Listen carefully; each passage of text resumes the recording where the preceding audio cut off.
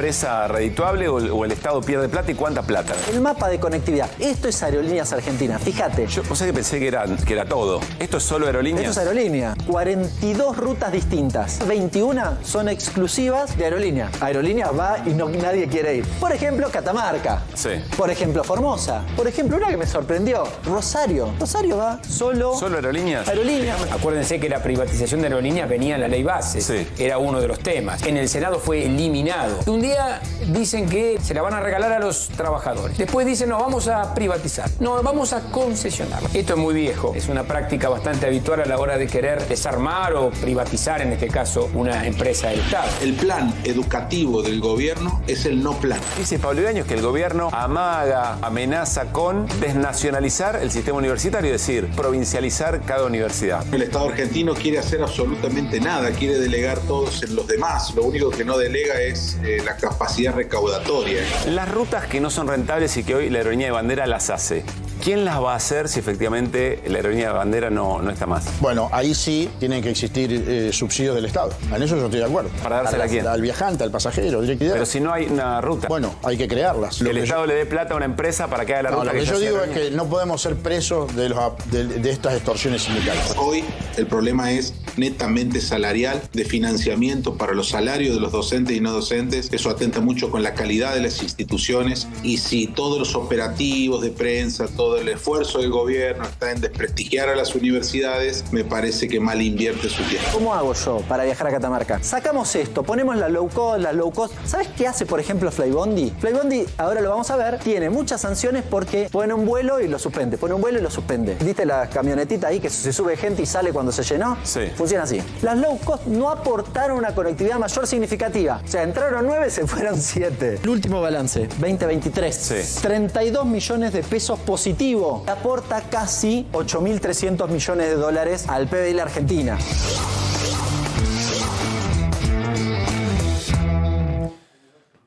¿Qué tal? ¿Cómo están? Muy buenas noches. Bienvenidos a QR. Hoy conocimos un número. Y todo el tiempo estamos hablando de números, pero hay números que nos obligan a pensar qué están escondiendo esos números. Y esos números, o el número de hoy, esconde personas. Esconde personas que habitualmente no por indiferencia, o mayormente no por indiferencia, a veces hasta por supervivencia, invisibilizamos. Les quitamos el nombre, les quitamos identidad. Son personas que no son. No los vemos. Nuestro desafío, ¿habrá algún otro más importante? Es tratar de reconocer que dentro de ese número espantoso, catastrófico, de pobreza que hoy conocimos, hay hombres, hay mujeres, hay familias, hay niños y niñas, nuestros viejos, nuestros abuelos. ¿De qué manera los invisibilizamos? Lo sabemos. Cuando vamos caminando por la calle y creemos que esa familia es parte del decorado. Cuando en un semáforo se acerca una persona con un cartelito, sabiendo que tiene segundos para pescar nuestra atención y tratar de conmovernos. Y aunque miremos, no miramos. O prestamos atención a otra cosa. A esas personas que en un tren tratan de hacer un relato a voz en cuello, que escuchamos pero no escuchamos, que de tanto en tanto nos conmueve, que cuando termina de hacer el relato y se baja o cambia de vagón, nos quedamos pensando, che, debería haber hecho otra cosa. Bueno, sigo. Son 25 millones de personas en la Argentina. Y en 6 meses son 6 millones de personas más. Es un número tan importante que encierra y a veces da la sensación que hace un esfuerzo por esconder que en ese 25 millones, en esas 25 millones de personas, probablemente hasta hace poco, había personas que invisibilizaban y que ahora son invisibilizados. Es decir, había personas que andaban la vida como si nada, insisto, no por indiferencia, no por maldad, a veces hasta por supervivencia. Porque es una situación tan dramática y tan difícil de aprender con H, es tan difícil de aprender, que quizá nos evitaría o nos impediría dar un paso más. Y sin embargo, la impotencia de no saber cómo transformar este mundo tan injusto y tan desigual nos hace que sigamos para adelante. Pero en estos 25 millones de personas, hay personas que hasta hace poco hacían esto, invisibilizaban. Y ahora son invisibilizados, se cayeron de un lugar que creían al que nunca iban a caer. Ahora no es una caída porque alguien empuja eventualmente. Francamente, yo estoy seguro que hablo por todo el equipo de QR. A mí me desvive, me motiva a estar acá cada noche. Me hizo elegir este oficio, esta carrera, porque lo que me interesa es saber cómo Cuernos llegamos a tener esta cantidad de personas en situación de pobreza. Porque no es un fenómeno natural. Alguien tomó decisiones para que esto ocurra. ¿Qué decisiones de un gobierno empeoran y generan esta situación? ¿Y qué decisiones de un gobierno eventualmente la mejoran? ¿Con qué límite? ¿Qué cosas hay que transformar? Se nos hace tan difícil abordar todo esto todo el tiempo porque encima el ruido es impresionante. Y cuando estamos discutiendo algo parece que estamos discutiendo otra cosa. Y todo se mezcla. Ya nos vamos a ocupar de esto, que por lo menos a mí me desvive. Tratar de entender por qué esto es como es. Y tratar de recuperar ideas y tratar de argumentar. Ya vamos a ir a todo eso en un ratito nada más. Pero les proponemos en este rato que tratemos de reparar un poquito esa invisibilidad. Que cuando veamos este informe, este breve extracto de un informe más extenso que puso al aire GPS el domingo, tratemos de ver a estas personas, a estas familias, a estos niños y a estas niñas. Pongámosle cara, pongámosle rostro. Escuchemos sus voces. Marcelo Giadrinovas es nuestro colega que llevó adelante esta tarea. Christopher Adinolfi, y Luciana Corbalán, la editora. De esto que, insisto, intenta reparar un poquito, llamarnos la atención, interpelarnos, hacernos levantar la mirada. Lo compartimos.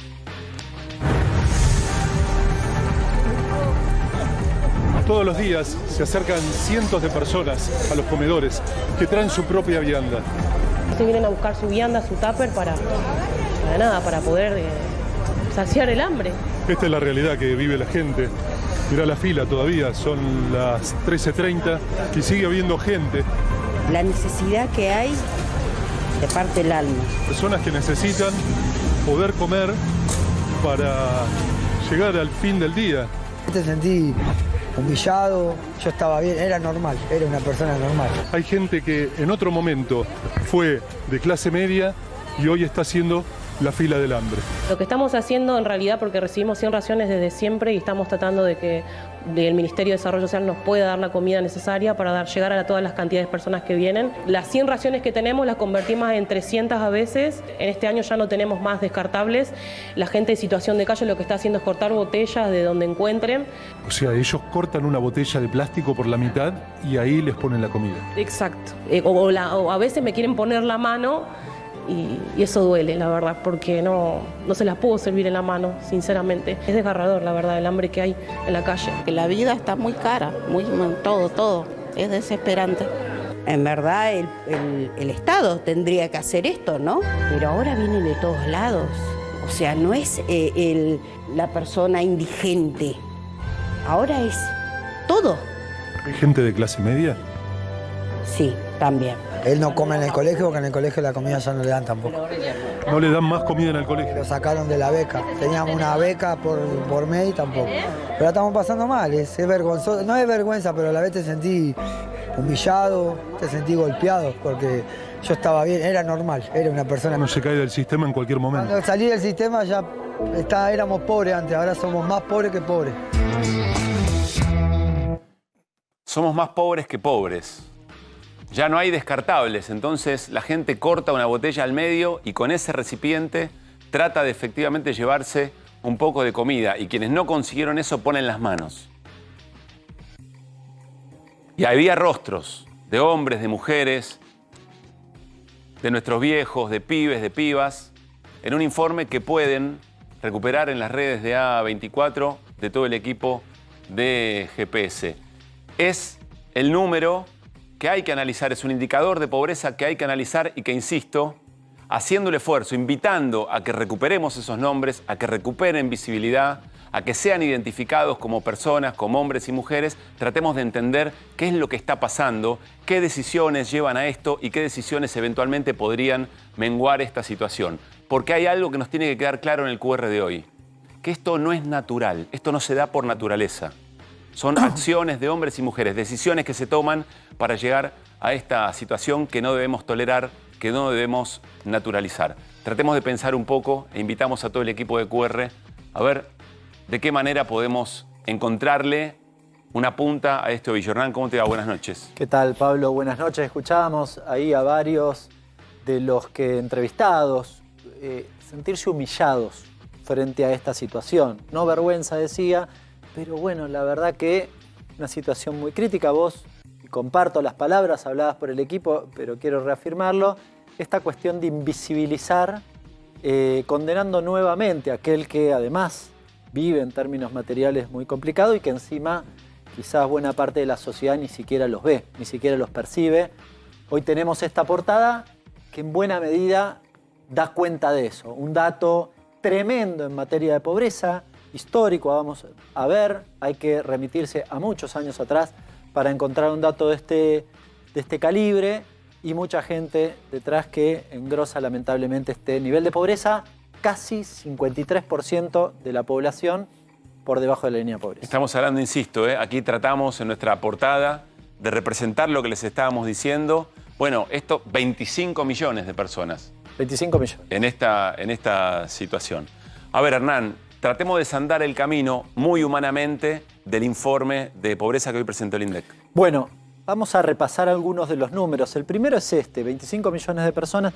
Para ser preciso hay que compararlo con el primer trimestre del año pasado, porque tiene lo que se llama estacionalidad. Si querés, en general los ingresos suelen ser mejores en el segundo semestre, así que si la comparación la hago con eso, el salto es aún más significativo. Vos hablabas de 6, da casi 8 millones de incremento de gente que está por debajo de la línea de pobreza. Ahora de julio del año pasado a este julio, que es cuando terminó. Claro, en realidad el primer semestre contra el primer semestre, los datos son del primer semestre de este año. El dato de indigencia para mí es más preocupante incluso que este. Me dirás, pero es un montón. Sí, igual este es más preocupante, por dos razones. 18,1 de indigencia.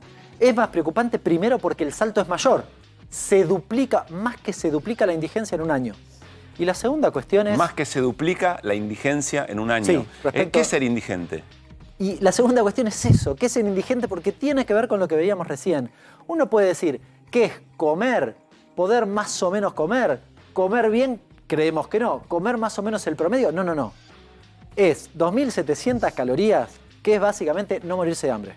En algún momento un investigador del CONICET probó comer la canasta básica alimentaria esta y casi se muere a la semana. No importa, digo, no importa. Hago referencia a que de todas formas es una cuestión metodológica. Pero es un piso recontramínimo. No, o sea, son personas que pelean día a día para tratar de llegar a ese piso mínimo de calorías. No significa que no te vas a enfermar, por ejemplo. Sí. Bien, casi te diría que te vas a enfermar con eso. Ese sí es una cuestión para considerar. En este video, el casi 20% y con algunas localidades, vale la pena mencionarlo, gran resistencia, 30% de indigencia y 73% de pobreza. Todo el mundo pobre, prácticamente buena parte de ellos también indigentes. Quiero mostrarte, para ir desandando un poquitito, dos o tres cosas bastante sencillas. La primera es una serie larga, acá es un empalme. En términos metodológicos no hice una mezcla de dos indicadores o del dato de la pobreza de la UCA. La verdad, medio a mi pesar, pero para que nadie discuta el número, tomamos el de la UCA, chau. Bien. Y el último es el dato efectivamente publicado por el INDEC. Fíjate cómo se mueve. Arriba la pobreza, abajo la indigencia. Dos cosas. Primero, para encontrar este nivel de pobreza tenemos que remitirnos a 2004. Año 2004, aquí arranca ese punto. Bien, con una indigencia 2004, menor, ¿no? 54,8, ahí baja sensiblemente, es un poco más alta en la crisis más profunda, en el 2002 sobre todo, pero tenemos que remitirnos a ese momento para encontrar algo parecido. En el medio podemos encontrar un valor alto, 36,5 era el primer semestre del año pasado, ahí tenés el salto significativo, pero de todas formas, muy alto, 40, pero lejos de ese 53. Ahora, mira la indigencia. 18,1, fíjate cuánto era en 2004. 12,9, está muy por encima. Para llegar a este número, ahí sí me tengo que remitir al 2002, a lo peor de la crisis, diría, de la crisis más profunda de la Argentina, que fue la crisis terminal de la convertibilidad. Bueno, esto es la serie. Ahora, nada, estadística, porque del otro lado hay rostros que a veces y algunos pretenden ocultar. Pero quiero mostrarte algunas cuestiones. A ver, una cosa muy sencillita, pero para que se entienda. ¿Cómo se mide la pobreza y la indigencia? Se traza una línea. ¿Cuál es esta línea? Bueno, lo que se llama canasta básica total para el caso de la pobreza, que significa que si yo tengo este ingreso, el promedio en el primer semestre de este año fue 709.000 pesos, 710.000 pesos. Si yo estoy arriba, no soy pobre. Si tengo 750.000 pesos, quedé arriba de la raya, no soy pobre. Si estoy abajo, tengo 600 o tuve 650.000 pesos en promedio en ese semestre, soy pobre. Sencillo. Tenés 708.000, sos pobre. Tenés 710, no sos pobre. Es decir, es bastante volátil en relación a los ingresos y a cómo se mueve esta raya. Pero un segundo dato, eso es la medición y da los resultados que vimos recién. Ahora hay un segundo dato bien importante, que lo hablábamos, me lo dijiste vos, de hecho, y es muy interesante. El promedio de todos los que están acá abajo, ¿cuánto es de ingreso? ¿Cuánto fue en el primer semestre? 407. Perdón, el promedio de quienes están en situación de pobreza. Claro, de toda la gente que está debajo de esta raya, el promedio de sus ingresos fue 407.000 en ese periodo, en el primer semestre. Vos me dirás, pero Hernán, están muy lejos de la raya. Son pobres. Claramente son pobres. Pero... No, pero quiero decir, están dentro de lo que marca la estadística como en situación de pobreza, ¿no? Claro. Bien. Este es el promedio de todos los que están acá. Sí, entiendo. Ahora, el dato ilustrativo es que no están acá el promedio, o por acá. Está muy bajo. Yo me fui a buscar cuánto es la línea de indigencia, no la marqué acá. 350.000. Están más cerca el promedio de la indigencia que de superar esta raya. Estamos hablando de promedio. Sí, entiendo. Pero por cierto, es un dato... Si estuviesen acá, vos decís, bueno, quizás con una política de ingresos los hago pasar acá arriba. Claro. Ahora, estando tan abajo, están muy lejos de dejar de ser pobres por ingresos. Al revés, están muy cerca de caer en la indigencia. El piso de la indigencia. Sí. Quienes dentro de esos 25 millones de personas están más cerca de ser indigentes que de estar a un escaloncito de salir de la situación de pobreza. Exactamente. Tremendo. Y fíjate, te quiero mostrar acá muy rápidamente una cosa, porque hoy salió un comunicado del Ministerio de Desarrollo Humano. Capital Humano. De Capital Humano, que dijo, bueno, en realidad en el segundo trimestre fue un poco mejor y demás. Hicimos todo esto. Y cuando hicimos todo esto, para evitar esto, ¿a qué se refería? Bueno, mejoraron la UH. Pasemos a las placas que siguen y las pasamos rápido. Fíjate, lo único que mejora es la UH. Acá te puse los últimos 3 semestres. Hay que mirar este contra aquel. Te puse el del medio como referencia, pero en realidad hay que mirar aquellos dos. Mira, si en el primer semestre del 23 la AUH valía 100 pesos, en términos equivalentes vale 122. Mejoró 22%. Ah, bueno, hiciste algo para que este segmento que cobra AUH se aleje de la pobreza. Pero mira todo lo demás. Pasemos. Mira todo lo demás. La tarjeta alimentar perdió 4 puntos. Los planes sociales perdieron la mitad. Es muy difícil que te baje la pobreza en estas condiciones. Y mira las otras dos que también son similares. Fíjate que son todos indicadores de gente que está en lo que podríamos decir cerca de la línea de pobreza. Pasemos a las otras dos que tienen características similares, o a la placa que sigue, que es básicamente salario mínimo, ahí lo tenés, perdió 30 puntos.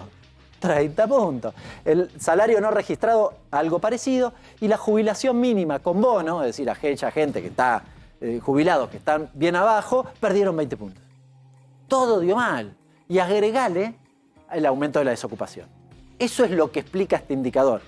No es suficiente que haya mejorado la UH, todo lo demás te tiró recontra para atrás. Bien, y para contarte un poquitito, porque todo esto son los datos, los números, pero acá lo veníamos contando. En este programa, en esta columna, vos venías contando de qué se trataba esto. Te traje algunas menciones que te hacían imaginar, que además esto tiene rostro, nombres y apellidos, pero imaginar que esto venía complicado y mal. Crece el número de usuarios que no pueden pagar la factura de la luz y piden refinanciación en cuotas. Clase media que no puede pagar la factura de la luz y termina abajo de la línea de pobreza. No puede pagar la luz. ¿Qué vas a hacer? ¿Vas a cortar la luz? Una realidad que duele. La plata no alcanza y cada vez más jubilados dejan de comprar sus medicamentos. ¿Cuántas veces contamos esto? Lo mismo. Esto es, estás debajo de la línea de pobreza, tal vez de la indigencia. Y fíjate, ¿A qué nos recuerdo? Usuarios de tren, lo veíamos hace unos días atrás. Y subte saltan los molinetes por el tarifazo. No podés pagar el transporte. Vimos acá las imágenes, la cobertura y demás. Y fíjate lo último. Villa Gesell. Puse algunos al azar, sí. Se cuadruplicó en 2 meses el número de personas que asisten a comedores. Lo que veíamos recién en la investigación de Marcelo. Aumenta la demanda de alimentos en los comedores y merenderos de la ciudad. Bien, en La Pampa. Ilustración, en parte, ahora lo vamos a poder profundizar con algunos invitados, pero ilustración de lo que vive la Argentina en materia de pobreza e indigencia. Me quiero quedar y detener en algo que después vamos a seguir conversando. Este dato, como nos explica Hernán, no es una sorpresa. Este dato es una consecuencia lógica de decisiones que ha tomado este gobierno. Y este gobierno avisó, este gobierno dijo, miren, nosotros venimos con motosierra, nosotros venimos a hacer el ajuste más importante de la historia universal. No de la Argentina, de todo el planeta no va a haber gobierno que haga un ajuste como este. Y este, por supuesto, es el resultado. Entonces, la discusión ahora que se le plantea a la sociedad argentina es, ¿este resultado y ese ajuste es efectivamente lo que había que hacer? ¿O es lo que el gobierno tenía que hacer y entonces nos empezó a explicar un relato que justificara este tipo de decisiones? ¿Qué es lo que dice el gobierno? El gobierno dice, esto es responsabilidad de la pesada herencia. Es más, el gobierno dice otra cosa.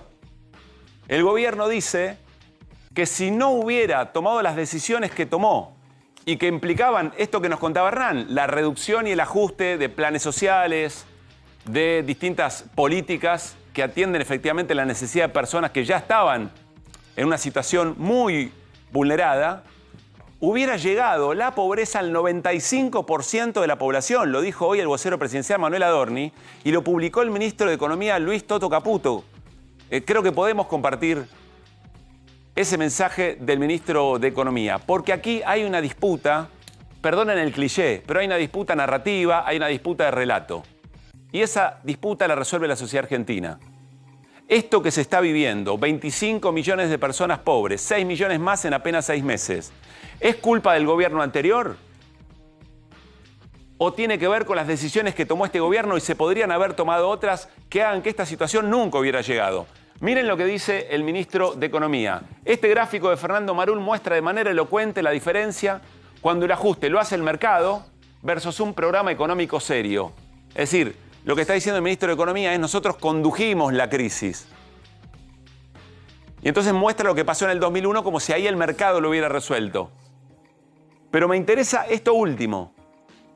Prueba contundente que no es una exageración cuando el presidente Milei dice que si no hubiéramos evitado la catástrofe que muchos predecían, la pobreza podría haber llegado a niveles del 80 o el 90%. Nos espera un futuro mucho mejor a todos los argentinos y argentinas. Está celebrando el gobierno la existencia de 25 millones de pobres en la Argentina. Está celebrando el gobierno que 6 millones de personas en 6 meses estén en situación de pobreza. Y con esto convivimos.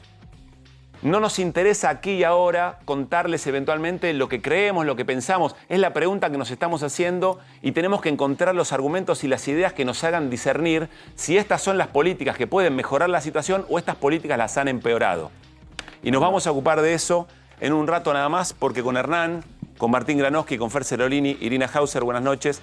De eso nos vamos, insisto, nos vamos a detener en esto también. Sí, Hernán. No, en el tuit que mencionabas hay un gráfico, además, que muestra que en el 2001, según la consultora que calcula y que utiliza Caputo, llega lo mencionaba, la pobreza al 58%, es decir, casi igual al dato que publicaron el día de hoy. La verdad que si querés defenderte de esa forma, me resulta llamativo, porque además desconozco cómo llega al 80 o al 90% para estimar que de ahí no llegamos a ese punto. Digamos que con el 53 no llegamos a ese punto. No se explica. En términos, si querés concluir algo que sí dijimos en este programa, es lo que vimos hoy en materia de pobreza, como conclusión, es el corolario del modelo Milei, del modelo aplicado hasta ahora por Milei. Chela Press está con nosotros. Bienvenida, Chela, ¿cómo estás? Gracias. Gracias por estar aquí. Ella es referente del barrio Las Flores, de Vicente López, y enseguida vamos a ir conectando con distintos puntos de nuestro país para entender de qué se trata ser pobre, ser indigente en esta Argentina de 25 millones de personas en esa situación. Chela, ¿Qué es lo que está pasando ahí en el barrio donde vos estás? ¿Cómo se observa? ¿Qué quiere decir estos números que hoy conocimos en historias de gente real?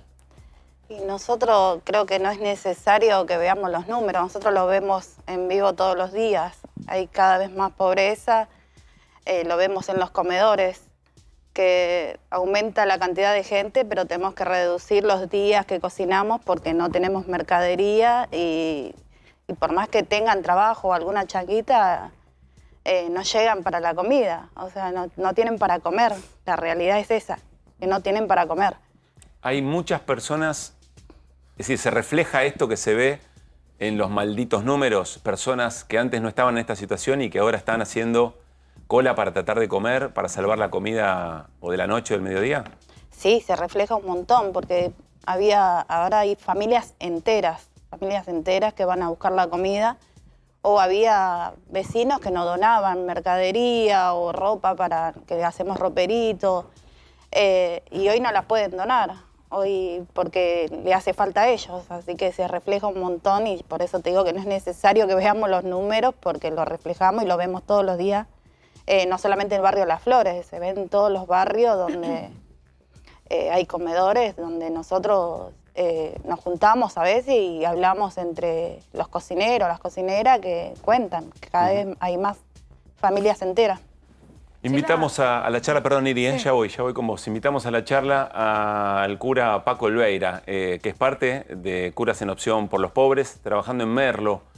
¿Cómo te va, Paco? Pablo Caruso y todo el equipo de QR, te saludamos. ¿Cómo estás? Hola, buenas noches. Pues consternado también con ustedes.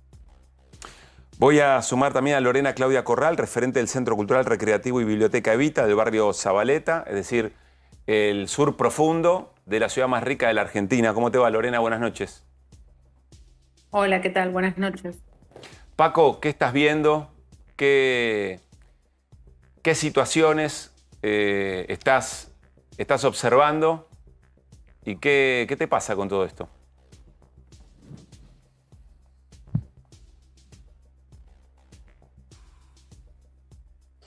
Mira, lo que estoy observando es que mis vecinos dejaron de ser pobres para ser indigentes, lo cual significa lisa y llanamente comer salteado.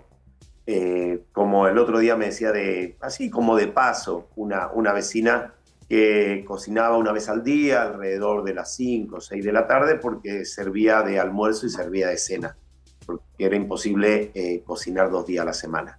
De ahí en adelante te podés imaginar cualquier cosa. Comprar un remedio es imposible, muchas veces cargar la garrafa, y claramente son políticas de este gobierno, ¿no? Liberalizaron el precio del gas en garrafa. Bueno, además de la devaluación, cuando lo liberalizaron se fue todavía muchísimo más las nubes. Hay gente que cocina leña porque no tiene la plata para recargar la garrafa.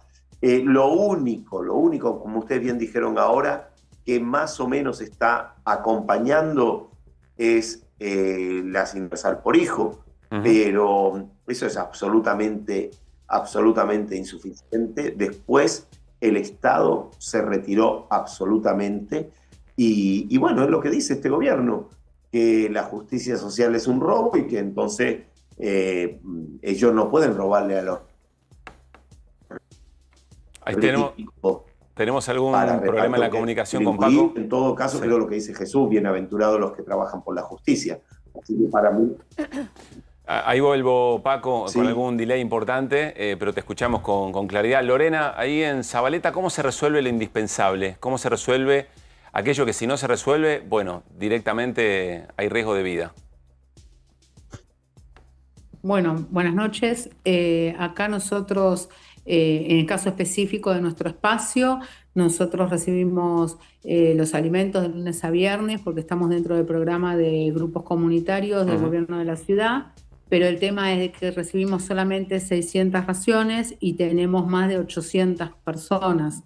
Y también la gran problemática es el tema salud, porque los alimentos que recibimos no son, digamos, en el 100% alimentos saludables. Tenemos personas que son celíacas, personas con diabetes, personas con leucemia, y un chico que hoy está comiendo mal, que está mal nutrido, eso no lo recupera más. Y los alimentos no alcanzan, son insuficientes, y aparte de que son insuficientes, no son todos, digamos, alimentos saludables como muchas de las personas estarían necesitando por un tema de salud. Claro. Y también a las personas mayores, con todos los problemas de diabetes, toda la hipertensión, los problemas de salud graves que hay, que las personas necesitan una dieta, nosotros no los podemos ayudar. Irina. Sí, le quería preguntar antes a Chela, que estaba contando la falta de comida en los comedores, si venían recibiendo del Estado o si tenían otras fuentes de acceso al alimento, digamos. Sí, veníamos recibiendo, pero ya no las recibimos. Ya ahora es prácticamente a pulmón. ¿Y de cuándo dejaron de recibir? De que está este gobierno. ¿Recibían el alimento o recibían fondos? ¿O las dos cosas? No, alimentos. Alimentos. Sí, y en el plano de la salud, ya que recién justamente salía este tema, ¿están viendo nuevos problemáticas de salud en las distintas edades? Sí, hay muchos problemas de salud y como decía recién, hay chicos con obesidad que comen lo que tienen, lo que hay y no se les puede tratar. Ahora, si hablamos de salud, se viene esto del dengue, donde, o sea, es imposible acceder a las vacunas. Es imposible, porque si no hay para comer, no hay para una vacuna. Es una locura lo que está las vacunas, así que ahora van a venir como más problemas de salud. Nosotros en la pandemia pudimos dar una mano, pero ahora se nos viene difícil. Claro. Lorena, recién estábamos viendo un informe en el que contaban que había problemas de recipientes en algunos momentos. Es decir, la gente no tenía dónde encontrar un recipiente para poder llevar a los comedores y en algunos casos se resolvían cortando botellas y gente que iba y ponía las manos para que le pongan un poco de comida. ¿Viven situaciones de esas características? ¿Qué es lo que pasa en esas filas en estos tiempos?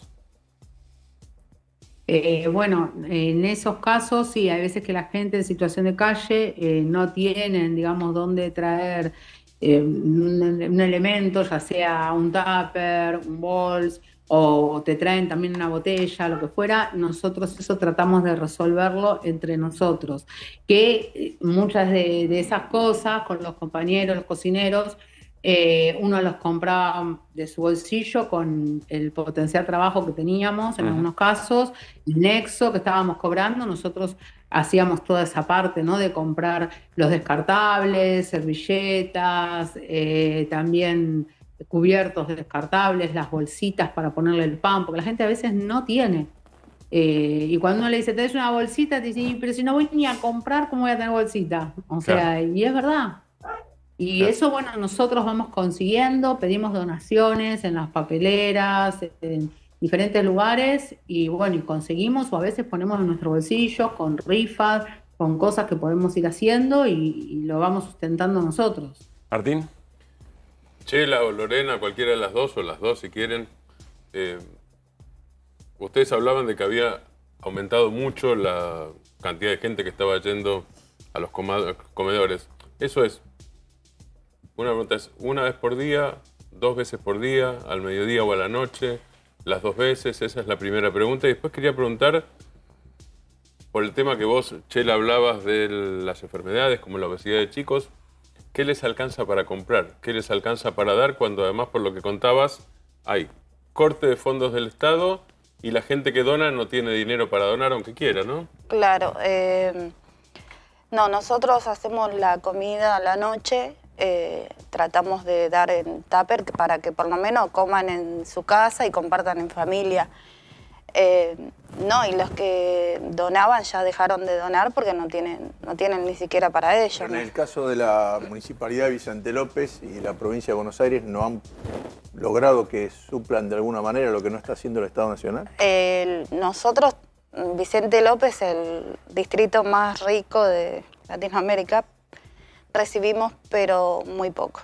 La realidad es esa, que es Pero muy ustedes poco. fueron a pedir, pues dijeron no recibimos más de acá, no nos pueden dar ustedes. No, yo vivo en No. Florida también, así Sí, que le sí, digo, sí, ¿no? sí, sí, nosotros fuimos, pero sí, ya te digo Poco. que ¿Y muy la poco. provincia? Chela. Y de provincia recibimos seco, pero también es poco. O sea, para abarcar ahora es porque muy encima poco aumentó la porque gente, claro. Sí. son los mismos compañeros que cocinan, que también antes por ahí nos llevaban porque podían comer en su casa, hoy también ellos llevan su comida. Chela o Lorena, cuando la gente va al comedor, obviamente en los diálogos que tienen y demás, ¿qué reclaman sobre qué cosa les pega más el momento que están viviendo? ¿El aumento de las tarifas, el transporte, que no llegan a comprar la comida? Bueno, la comida naturalmente, porque van a comer al comedor. Pero, ¿qué cosa ven ustedes que le ha hecho más daño a la vida de los argentinos en general? No, yo...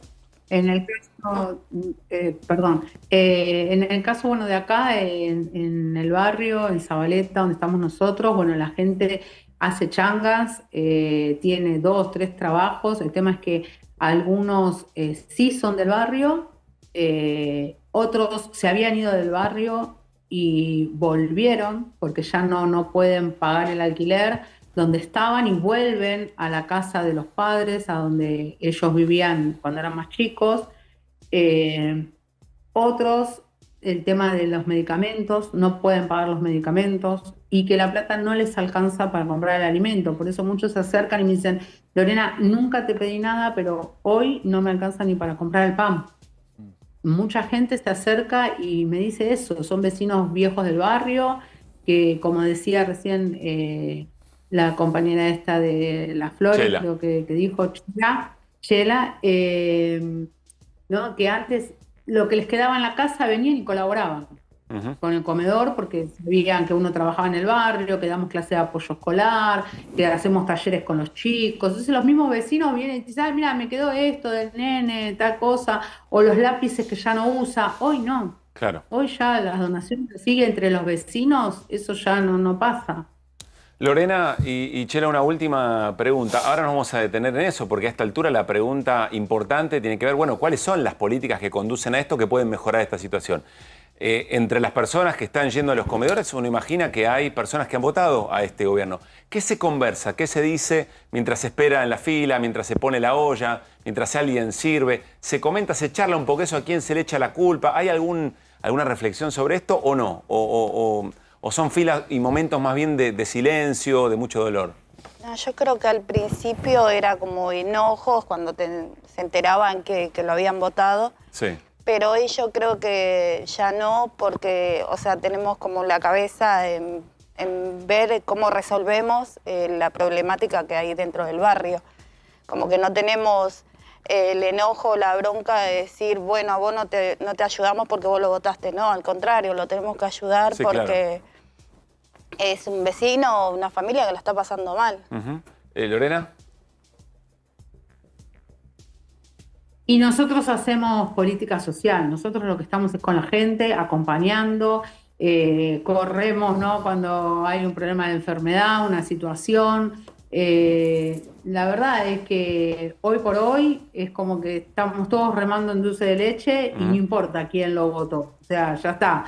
Lo que sí, hay mucho descontento entre la gente. Pero eso te quiero preguntar, ¿que cambió algo respecto de la confianza o la esperanza que genera este gobierno? Porque en algún momento, insisto...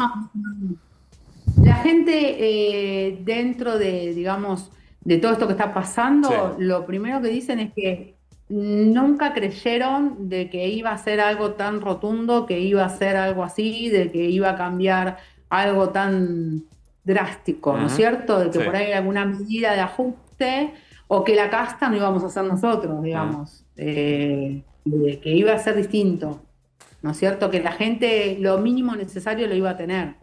O sea, es una cosa de loco que salga a 600, 700, 800, 900 pesos un pasaje para ir a trabajar. O sea, la gente creyó que las medidas eran otras. Lorena. No pensaron que nos iba a afectar a nosotros, a los pobres. O sea, sacarle más a los que menos tienen. Lorena, Chela, muchísimas gracias por haber venido. Un gran abrazo, en serio, como siempre. Gracias. No. Bueno, estamos hablando de personas que ya vivían muy mal, incluso en los gobiernos anteriores que estaban en situaciones así. Estamos hablando también de 6 millones de personas más en situación de pobreza, es decir, personas que estaban viviendo con determinados consumos garantizados y que eso efectivamente se fue en muy poco tiempo.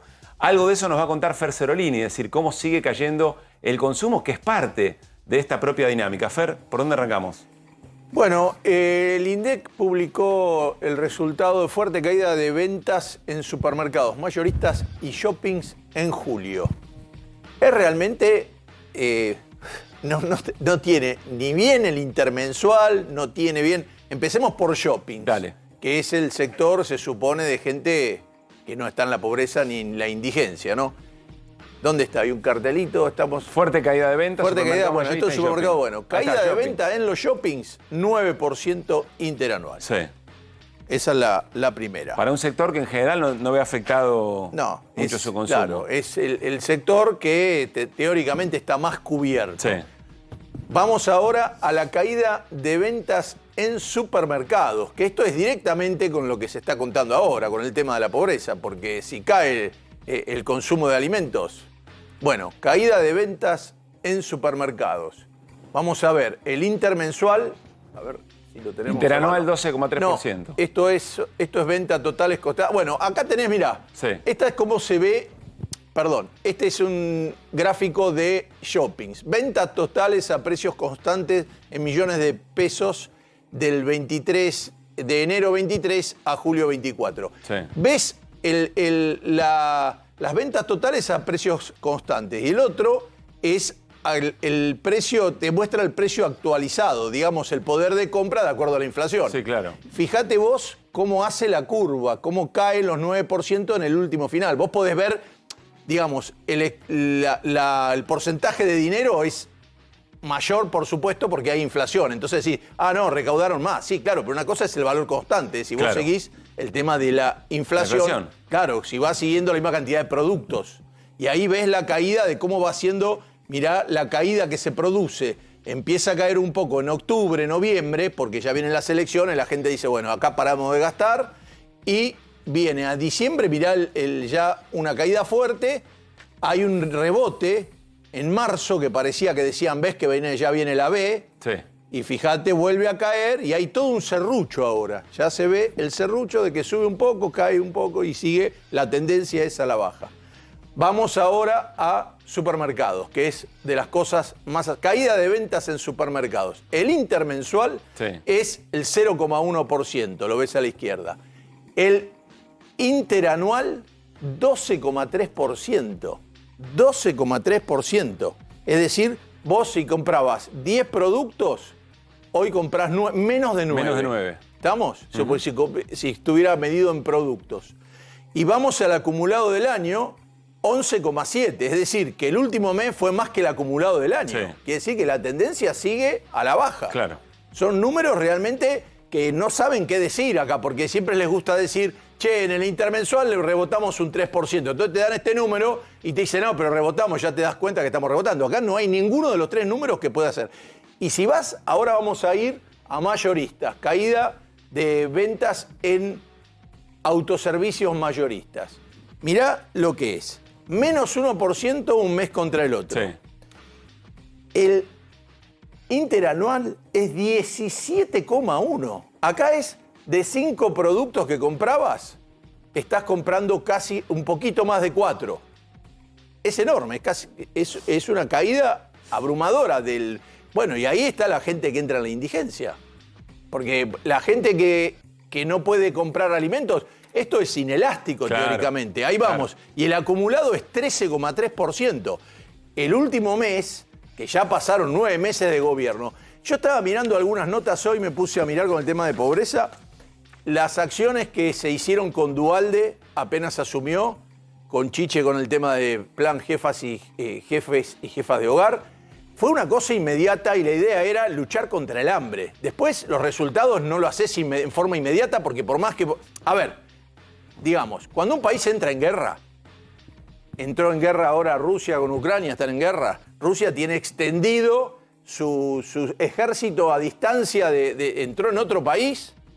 Ahora, no pasan hambre los soldados. No están en la indigencia porque estén lejos o porque estén en guerra, ¿se entiende? Es decir, que vos tenés maneras de mantener en un lugar distinto un abastecimiento de alimentación para que la gente... Bueno, la pobreza es más discutible, porque si no hay trabajo, yo no le tengo que dar plata, qué sé yo, pero la indigencia no. La indigencia es algo que se resuelve con relativa rapidez y tenés que poner todo para decir, che, vamos a la calle, usemos el ejército, usemos a las iglesias... ¿Qué vamos a hacer para que le llegue alimento al que no está comiendo? No es tan complicado. Lo demás, la pobreza es discutible, la indigencia no. Y me acuerdo la cantidad de acciones que se hicieron y que un poco la cargaban a Chiche porque había dicho, ya en las próximas mediciones van a saber que casi terminamos con la indigencia, que no es cierto, no se había terminado con la indigencia. Hay una cosa relacionando lo que está diciendo vos con lo que plantea Pablo al principio, cuando presentaba el informe y cuando presentaba los números, los dos, el de pobreza y el de indigencia. Vos dijiste la palabra decisiones, Pablo. Y Fer está hablando también de la no decisión. En realidad la no decisión es una decisión. Acá lo que hay es... Digo, la recesión es una decisión, la caída es una decisión y la pobreza es una decisión. Si uno lo dijera en términos jurídicos, podría decir que esto no es culposo, no es alguien que se lleva por delante a una persona porque justo no vio y atropelló. No es eso, es tengo a alguien delante con el auto y acelero. Esto es así. Y que pase lo que pase y que cada uno se arregle. Acá me parece que Martín da en el punto justo. Te voy a pedir a Adorni. Quiero escuchar al vocero presidencial dar la narrativa del gobierno respecto de estos nuevos 6 millones de pobres en la Argentina en 6 meses. Y quiero escucharte, Hernán, sobre esto, porque es una valoración de las políticas que se han tomado en este tiempo. El gobierno lo que dice es que si no hubiéramos estado nosotros y no hubiéramos hecho todo este ajuste brutal, la situación hubiera sido mucho peor y la sociedad argentina está realmente golpeada por esta situación. Entonces es muy difícil discernir. Claro, pero es cuestión de fe. Avísame si tenemos a Adorni, por favor. Perdón, lo de Caputo diciendo, si no fuera así, habría un 80 o 90%. Es imposible por la composición de la Argentina y de sectores medios que tienen varias propiedades que entren en la pobreza. Entonces, esos números de 80-90% es como decir, uy, estamos en el 110%. No se puede además, decir 110%. Hay una falacia, una falsedad en ese tuit muy importante, que es, el gobierno sí liberó los precios. Los liberó. ¿Qué nos dicen ahora que por la intervención de ellos no fue mayor?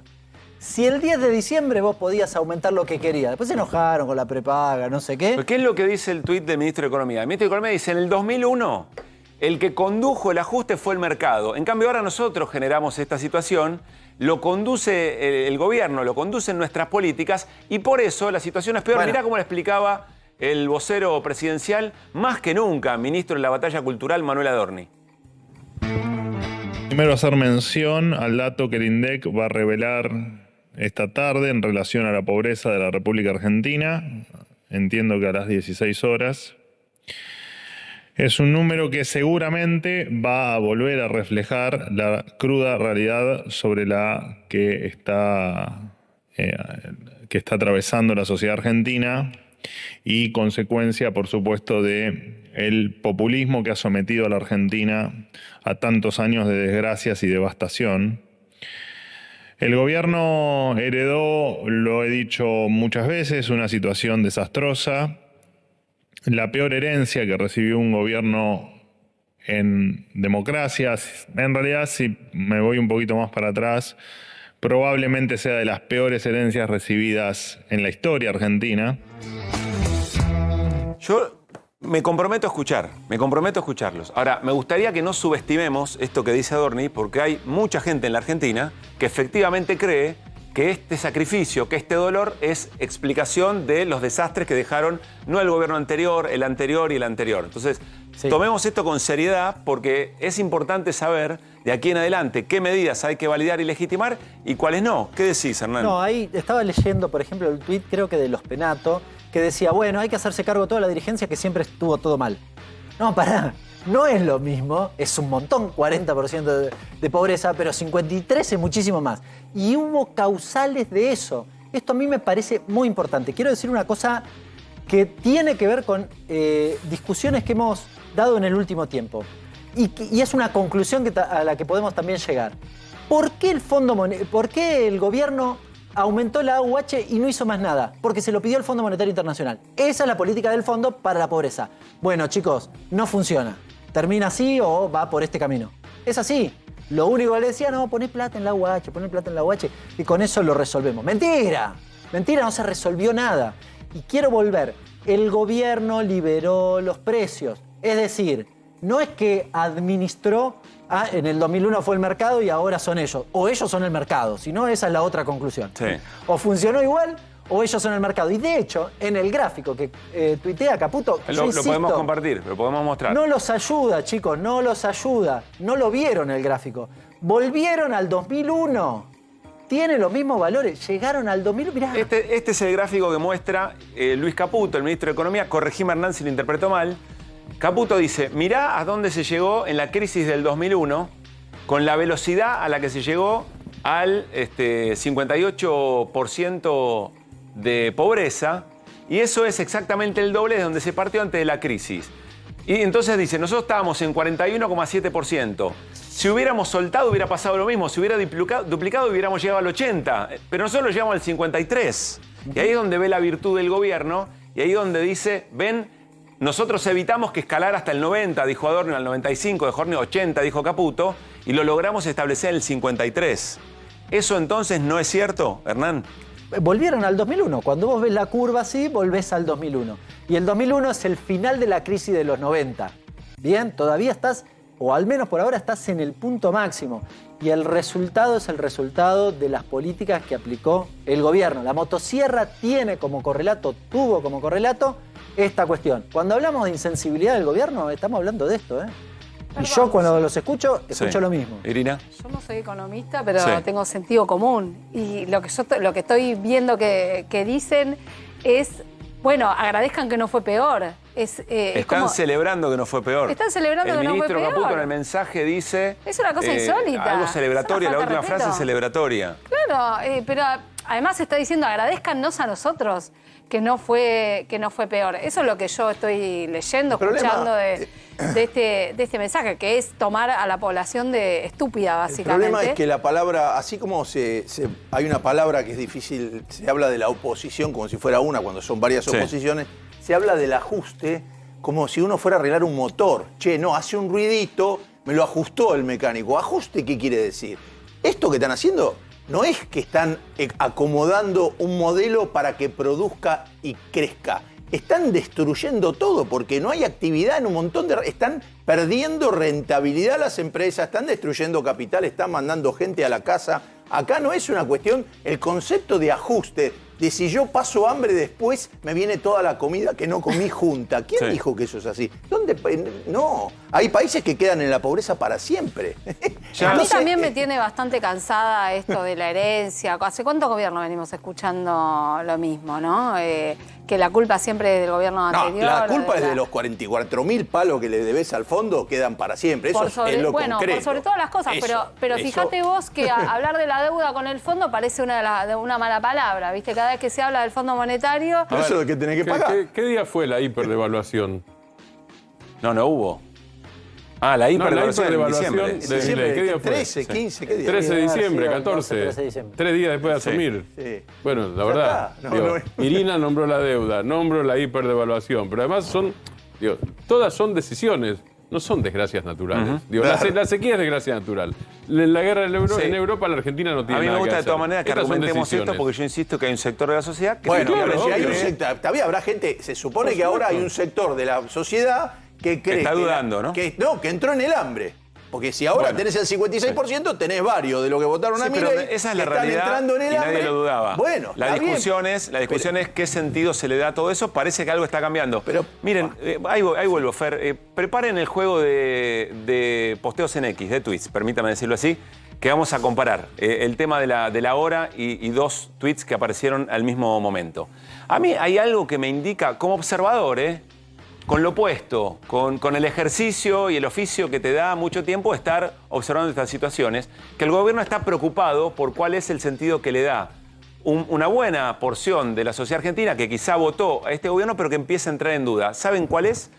3 acciones del gobierno. Una que vuelve a polarizar.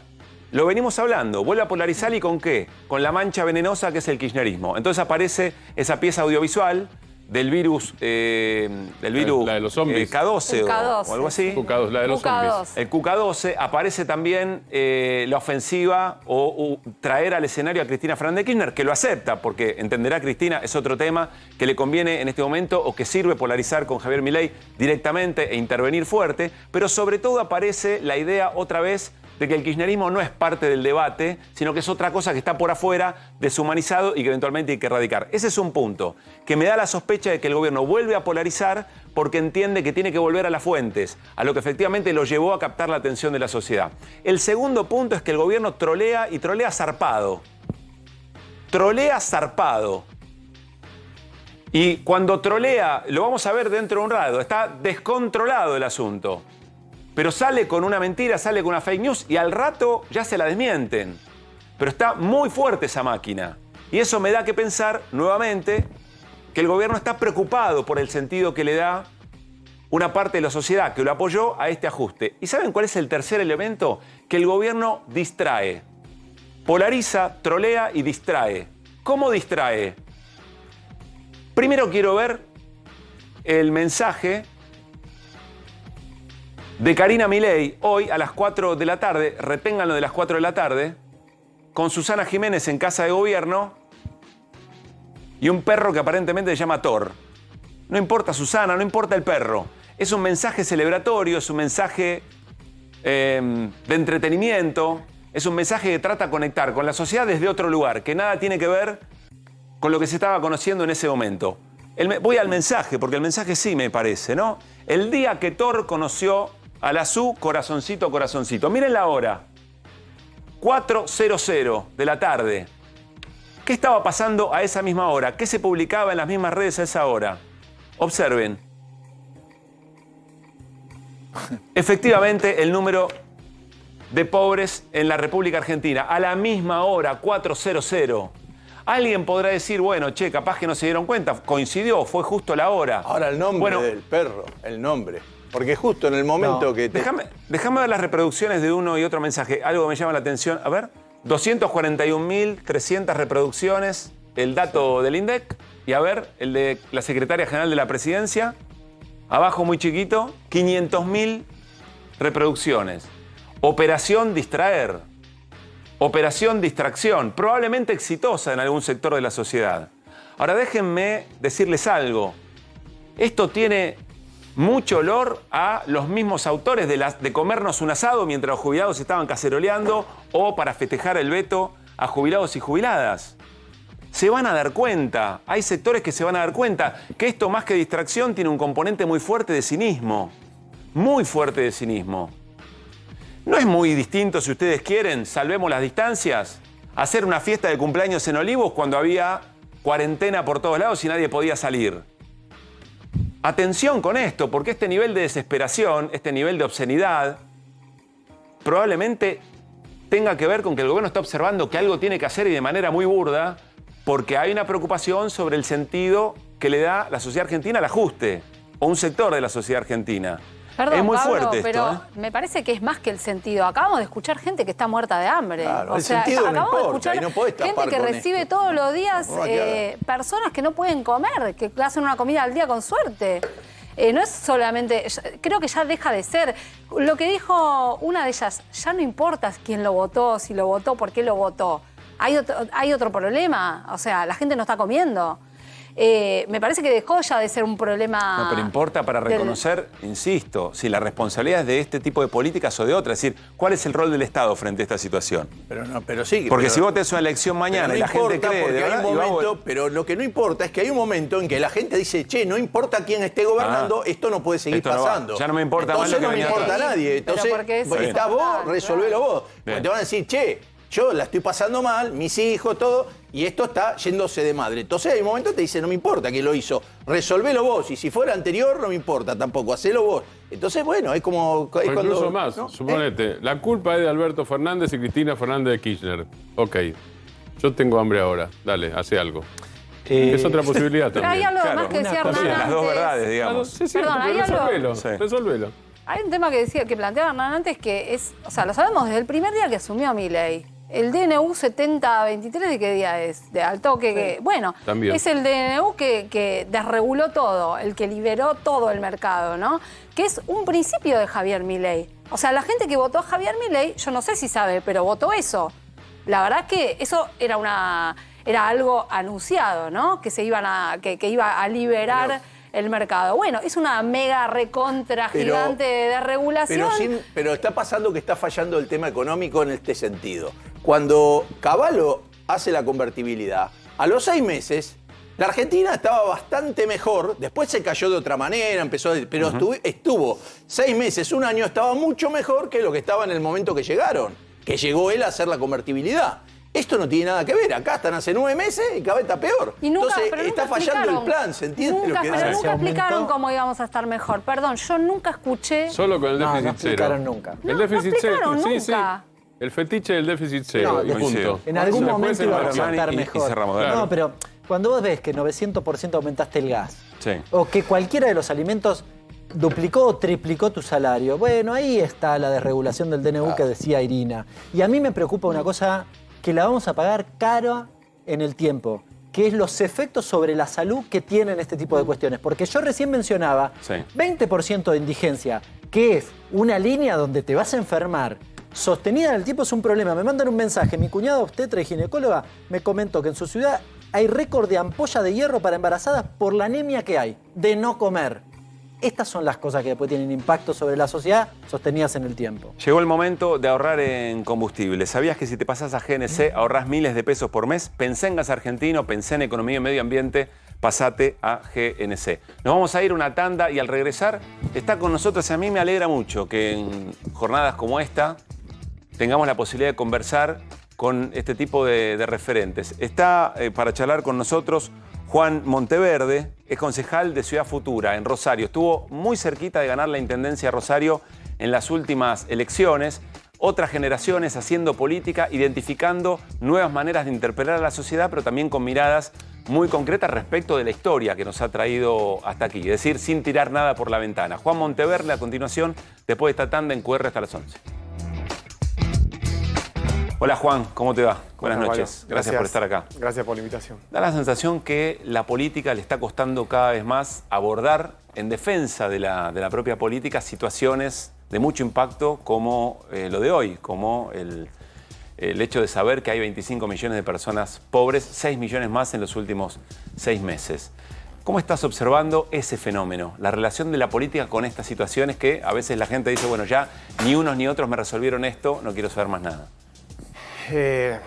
A ver, creo que explica el cómo llegamos hasta acá, esa incapacidad para dar una respuesta. Mira, yo cuando veía recién la imagen y el debate que vos dabas y la introducción que hiciste mostrando el video de la gente yendo a buscar comida para ver si eso sensibilizaba, bueno, la realidad es que esa batalla la perdimos. Digo, nos volvieron un pueblo insensible. Rita Segato tiene un concepto para eso, se llama pedagogía de la crueldad, que está científicamente comprobado que cuando se repite, ella la habla con la violencia, cuando se repite la escena violenta demasiadas veces en distintos lugares, nos acostumbra, es como que hacemos un callo. Bueno, hace años que en Argentina vemos estas imágenes y ya nos parecen naturales.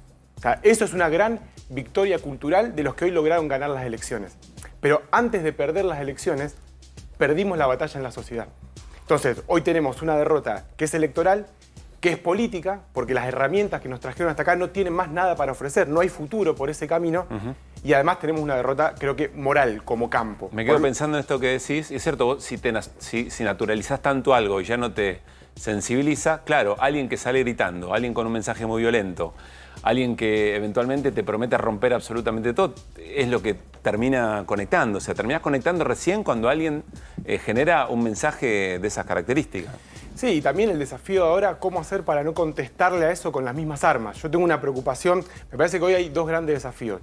Por un lado tenemos que reconstruir un proyecto, reconstruir un sueño. Bueno, ¿para qué hacemos las cosas? ¿Hacia dónde queremos llevar la sociedad? ¿Vale la pena pelear por eso? ¿Se pueden cambiar las cosas? Hay que volver a hacernos las viejas preguntas de siempre, encontrando nuevas respuestas. O sea, en términos políticos, ¿no? Y por el otro lado, también que vos lo planteabas, ¿cómo recomponemos una esfera de debate público? Hoy la esfera pública está totalmente degradada por la mentira, por la violencia, por las fake news, por el monopolio de que siempre estamos discutiendo lo mismo, que son siempre las mismas voces. Bueno, yo creo que hay una tarea doble para intentar ya no diagnosticar cómo llegamos hasta acá, lo malo que es el gobierno, porque si seguimos siempre en esa, lo que hay que construir es una alternativa. Hay algunos que dicen que para transformar la realidad, un proyecto político necesita 3 cosas. Una crítica del presente, es decir, bueno, esta es la situación que tenemos, estos son los responsables, por eso estamos como estamos.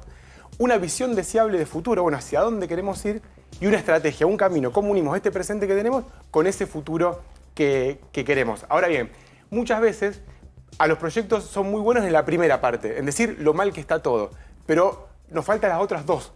Y que esa capacidad de crítica del presente se nos vuelve en contra si nosotros no somos capaces de mostrar una alternativa posible, porque la gente ya está cansada que le digan lo mal que vive si no somos capaces de mostrarle un camino mejor. ¿Y encontraron en Ciudad Futura o con quienes están articulando una manera de recuperar esos 3 ejes? Mirá, yo creo que una de las características, yo empecé a militar cuando tenía 20 años, veníamos de la crisis del 2001. No hace tanto. Juan, no hace ¿qué edad mucho, tenés? yo tengo 39. Sí. Veníamos de la crisis del 2001, el que se vayan todos, no nos sentíamos representados por ningún partido y empezamos a militar en los barrios populares.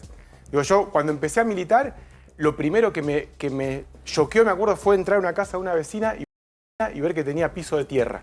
Que ni siquiera tenía un contrapiso o una carpeta. O sea, tenía la cama y tierra. Y un vecino que salía y decía, anoche soñé que comía. Esas historias son las que yo me acuerdo cuando veo estos números.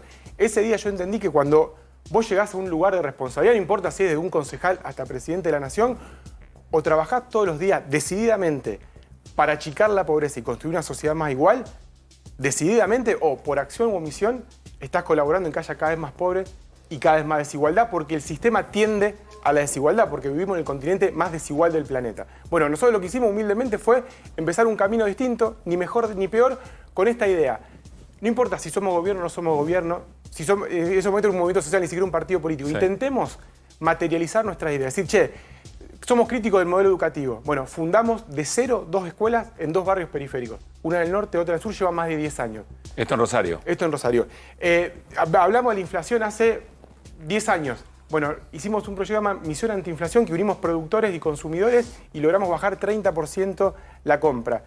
Mostramos que se puede producir de otra manera en el tambo de la Resistencia, que es el último tambo de un viejo modelo agropecuario que tenía Argentina, donde se producía alimentos cerca de las ciudades. Hoy estamos escalando ese proyecto con la empresa pública de alimentos. Es una empresa pública, pero que no es del Estado.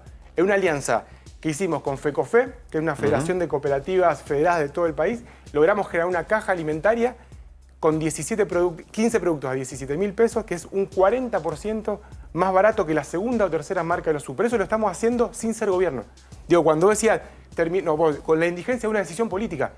Bueno, la planta que nosotros montamos hoy tiene capacidad para abastecer a todas las familias indigentes de la ciudad de Rosario, 25.000 familias, del 50% de la dieta calórica y proteica que necesitan. O sea, tenemos la capacidad productiva que si el gobernador de la provincia de Santa Fe que nos está mirando o el intendente de la ciudad quieren esa planta, tiene capacidad para terminar con la indigencia.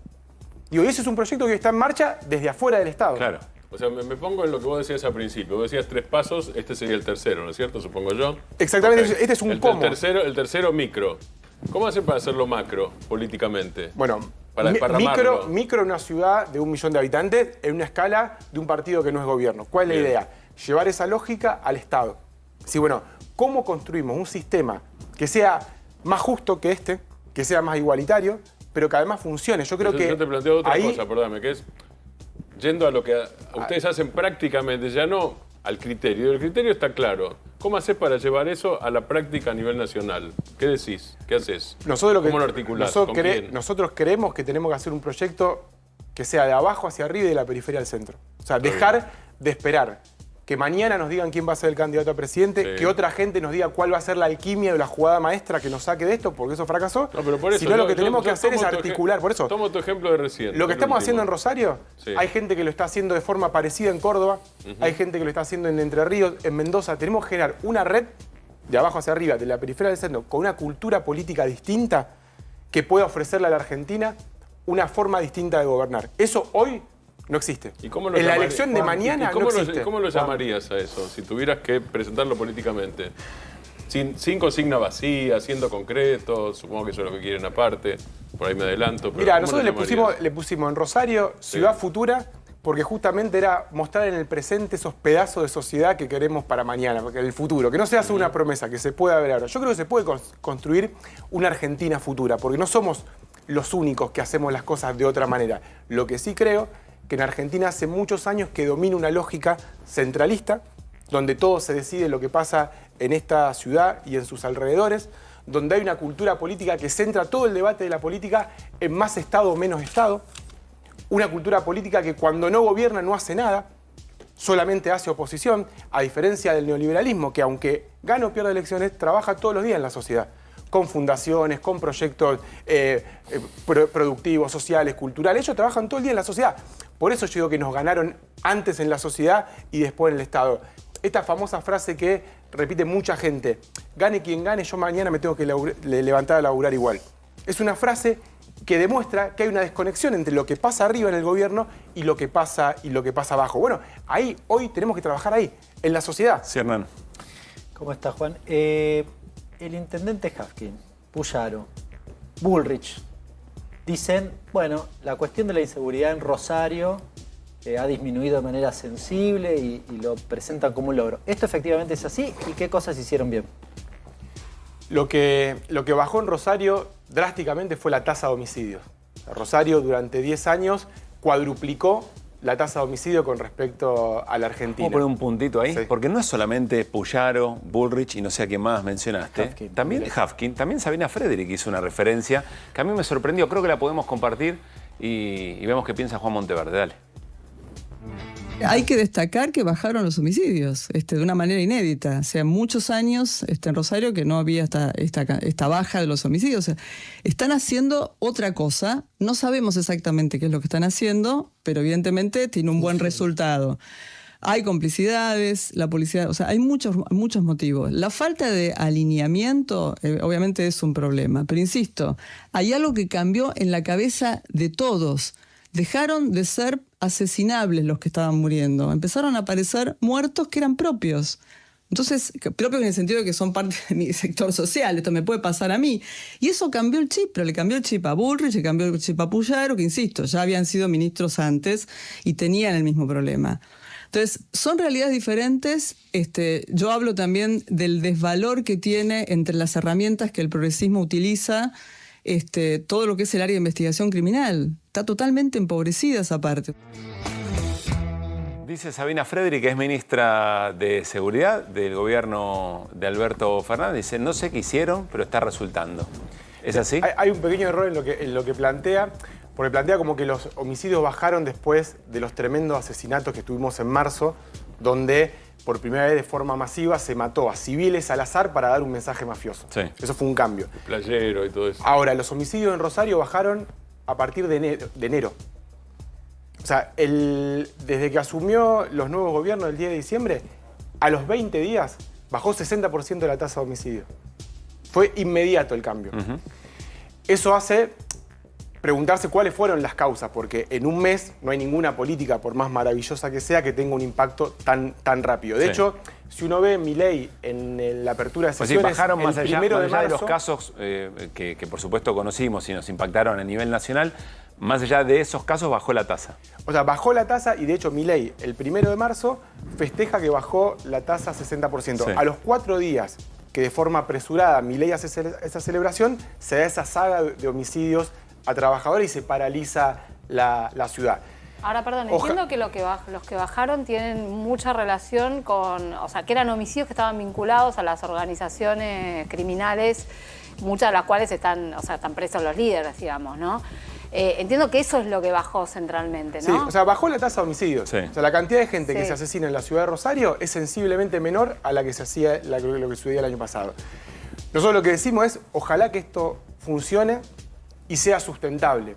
Yo dudo de las políticas mágicas, digo, porque esto es un problema estructural, necesita múltiples medidas y uno lo que no está viendo es que mientras baja la tasa de homicidio, mientras baja la fiebre, no vemos cuáles son las medidas de fondo, ese trabajo para reentramar el tejido social que se debería estar haciendo, hoy no lo vemos. Por eso digo, ojalá la baja de la tasa de homicidio sea sustentable en el tiempo, Bueno, por eso la baja también hay una saturación en las calles y un nivel de control que hubo épocas que había bajado cuando retiraron la gendarmería y otras cosas que estaban haciendo cierto control con las motos y todo. Bajaba un poco, no a este nivel. Puede haber más control en las cárceles, puede haber más patrulleros, hay una serie de cuestiones. Ahora, cuando uno estudia, y nosotros es un tema que lo padecemos hace 10 años en Rosario, por ejemplo, y ve el caso de Colombia, Colombia viene discutiendo hace mucho cómo logramos buscar otro indicador que no sea la tasa de homicidio para ver si estamos viviendo mejor o peor, si tenemos más seguridad, si nos sentimos más seguros en la ciudad. ¿Por qué? Con esta condición social, ¿Pero por qué? Los indicadores van a empeorar. Pero en términos de miedo yo me refiero, ¿no? El miedo que tenemos en Rosario. Digo, porque está comprobado que muchas veces los que pueden manejar tan rápido la tasa de homicidio son las propias bandas. Claro, esto está comprobado en el mundo. Entonces, por eso algunos van y arreglan con las bandas. Entonces estamos presos de esa lógica. Entonces, ¿cómo construimos un indicador que sea la tasa de homicidio sea uno, pero también con qué libertad me manejo con la calle, qué nivel de actividad, qué negocios que antes no se abrían por miedo, hoy se abren, si son extorsionados o no, que ese es un gran problema que tiene la ciudad de Rosario. Digo, yo creo que hoy estamos en el momento para que se haga una gran convocatoria que hasta ahora no existió de parte de los gobiernos, decir, vengan todas las fuerzas y hagan su aporte para decir qué pueden aportar a esa estrategia para que sea sólida en el tiempo y no estemos dentro de X cantidad de tiempo volviendo otra vez para... Juan, te quiero preguntar cómo estás viendo la relación del gobernador de Santa Fe, Puyaro, con el gobierno de Javier Milei. Por un lado te doy las herramientas, por otro lado pagame lo que se debe, pero dame un segundito que tenemos un último momento.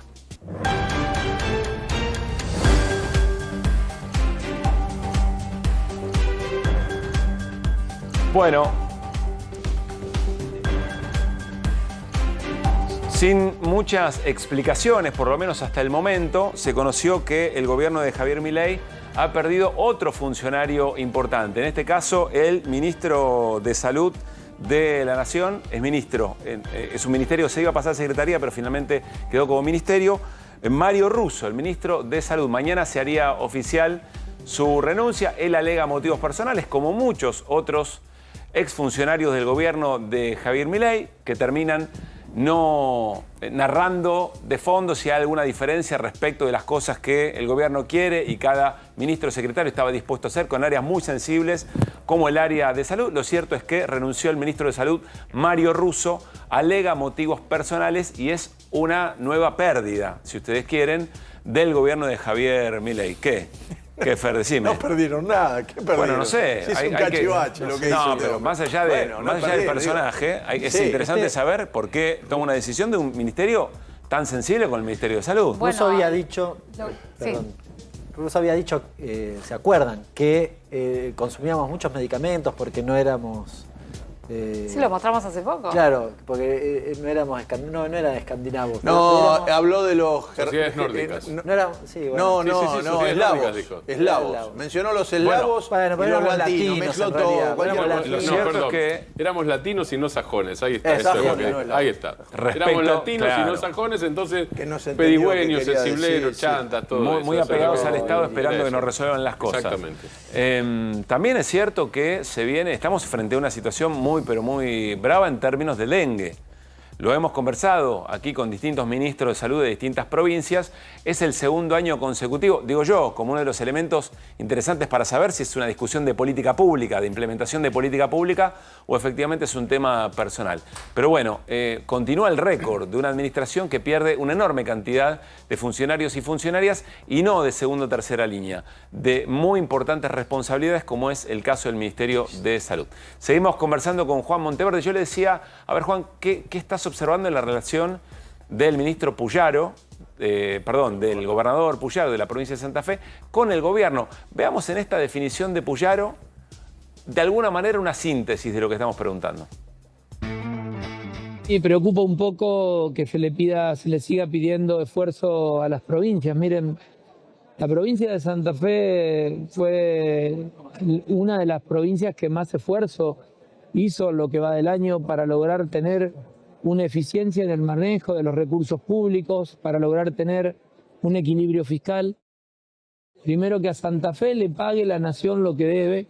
Por eso continuamos con el reclamo ante la Corte Suprema de Justicia de Nación para que puedan venir los recursos que Nación nos debe. Nosotros no pretendemos que nos den nada por encima de la ley, pero tampoco nada por debajo de la ley. No corresponde que nosotros hagamos más esfuerzo porque a Nación no le debemos nada y Nación nos debe mucho a la provincia de Santa Fe. ¿Cómo es este vínculo, Juan? Porque después, cuando las cosas importan en el Congreso, aparecen los votos para las iniciativas del gobierno de legisladores de la provincia. Yo creo que hay dos planos. Uno, el táctico, que es las declaraciones justitas para ser crítico, pero no tanto, o los votos, o ir a firmar el pacto de mayo y demás. Y después yo creo que hay algo más grave, que es que hoy casi todos los gobiernos están subidos como a la moda de un supuesto clima de época. O sea, a esta idea de siempre ajustar por lo más delgado. Puyaro viene a hacer un ajuste a los jubilados de la provincia de Santa Fe. Sí, claro. A la semana siguiente del ajuste de Milei, a las maestras. A las maestras, que muchos los votaron a Puyaro. Subirse a una onda de ajuste por el más débil, a un estilo muy autoritario también, en el caso, por ejemplo, del intendente de la ciudad, Pablo Hapkin. Digo, hay como subirse a esta ola porque en teoría es lo que garpa. Y eso yo creo que es un problema, porque aleja las posibilidades de resolver los problemas que hoy tenemos. Hoy lo que necesitan, por ejemplo, Rosario y Santa Fe es una convocatoria amplia y plural a todas las fuerzas. Bueno, hay un eje vertical, un ejemplo que hablábamos recién de cómo reconstruimos la esfera de debate público. Yo en los grandes medios de la ciudad de Rosario estoy prohibido por el intendente de la ciudad. Saqué el 50% de los votos y en los medios de mayor llegada, los mismos periodistas me dicen, yo no te puedo sacar. ¿Cómo construimos una democracia donde las principales figuras públicas no pueden decir lo que piensan al aire? ¿Cuál es el mensaje que se le baja a la sociedad? Digo, eso me parece que lo sensible de esta época son qué mensaje le está dando la política y el poder a los que están en ver cómo sobreviven en el día a día. Cuando estamos discutiendo las internas entre los espacios, dentro de los espacios políticos, cuando son mensajes de los poderosos con los un poquito más poderosos, los menos poderosos, y la sociedad queda fuera del debate. Yo creo que esa es la preocupación, porque ahí se hace cada vez más grande la distancia entre la política y la gente. Y como decía al principio, bueno, la gran mayoría dijo, che, voté a estos, que me decían que todo se solucionaba con más Estado, no se resolvió. Voté después a los otros, que decían que era con menos Estado, tampoco se resolvió. Bueno, voto a esto que rompa todo por el aire. No va a funcionar, ya sabemos que no va a funcionar. Y después... Perdóname. Último, Fer, dale. No, en el caso de Puyaro, yo quiero entender la cabeza de Yarlora y de Puyaro, porque no los termino de entender, porque ya están llegando al momento donde el gobierno no les va a dar nada, les está debiendo cosas que le corresponden por ley, y con esta idea de que acá saco muchos votos Milei, yo tengo que ser amigo. Apenas la imagen de Milei empiece a caer como está cayendo ahora, se van a decir no te conozco. La ¿Va a ser cultura, así? lo que vos preguntabas antes, ¿Cómo es? esto Sí. termina el día que las encuestas digan que es mayor la imagen negativa que la positiva. Porque la plata no se la da. A ver, a nosotros nos sacaron todos los subsidios al transporte, el intendente de la ciudad de Rosario no dijo ni A. Sacaron todos los fondos para urbanizar los barrios populares, para que esa pobreza por ingreso además no sea en las condiciones materiales de vida, ni el gobernador y el intendente dijeron ni A. Las rutas de la provincia de Santa Fe, Sí, la están los haciendo productores ellos. agropecuarios que conocen y andan de... La gente se va a empezar a matar en la ruta porque nadie está manteniendo las rutas. Estamos hablando de lo básico. Estamos hablando de la basura en Rosario, de la iluminación, del mantenimiento de las rutas. El ABC, eso no está funcionando y eso va a entrar en crisis. Ahora, tenemos una clase política tan mezquina, tenemos una cultura política tan horrible que van a empezar a criticar cuando la encuesta le diga que pueden empezar a criticar. Esa es la razón. Mientras no lo lleve puesto a ellos, Bueno, ojo, porque... es que ahí está el problema. Yo lo que veo hoy, yo nunca tuve, desde que ganó Milei, yo siempre dije, tratemos de entender lo que está pasando acá para construir una alternativa. Nunca dije esto se cae en 2 meses, 3 meses. Ahora, yo lo que estoy viendo hoy en la clase política de distintos partidos, de distintos niveles, no una situación 2001, una situación 2000. Una situación como decir, che, esta gente no está registrando lo que está pasando por abajo. Claro. Y hablan de planes, y hablan de que uno va a ser candidato a esto, el otro va a ser candidato a lo otro, y hacen anuncios, y por abajo la gente, muchos de los que ganaron las elecciones piensan que la gente se enojó, votó a Milei y se desenojó. La gente está igual o más enojada de cuando votó a Milei. Claro. Eso es lo que la política tradicional no está captando. Claro, van a un Entonces, paso de que se vayan todos. Y es que la respuesta es la misma, porque lo que subyace en Argentina, desde cuando empecé a militar hace 20 años, en el 2001, es una profunda crisis de representación. Acá no es que la sociedad se volvió de derecha, se fue a dormir progresista y se levantó de derecha. Acá lo que siente la gran mayoría del pueblo es que todos los días se levanta a laburar y nunca le tiran un centro. Y que la clase política vive siempre bien y el pueblo vive siempre mal. Independientemente si es más de derecha, si un día dice más Estado, menos Estado, eso es lo que se rompió en Argentina. Hay que reconstruir eso. Tenemos que construir nuevos proyectos políticos, que tenga gente de distintos colores, de distintas edades, de distintos, que viva en distintos lugares, que no viva todo acá, y que diga, che, además de hablar y de criticar lo mal que está todo, digo, che, podemos ir para allá. Y además tengo la capacidad de, che, acá hay una prueba. En educación hacemos esto, producimos, o sea, sabemos lo que es levantarse a la mañana, ordeñar una vaca, hacer un queso, pagar un sueldo, poner un producto en góndola. Digo, cosas que son lo que hace la gente todos los días. Y quiere que cuando vengamos a un canal de televisión no nos escuche hablar de la interna, del interno, qué queremos ser. Cuando, digo, ¿por qué no estamos todos los días discutiendo en televisión qué hacemos con la vivienda en Argentina? Mucha de la gente que nos está mirando no sabe si mañana el propietario de la inmobiliaria se levanta y dice, se te fue el doble el alquiler. O sea, no sé dónde voy a vivir mañana. O sea, no sé cómo voy a llegar a mi trabajo. Me parece que en cómo reconstruimos la esfera pública también tiene que ver con eso. Un compromiso que podemos hacer todecito.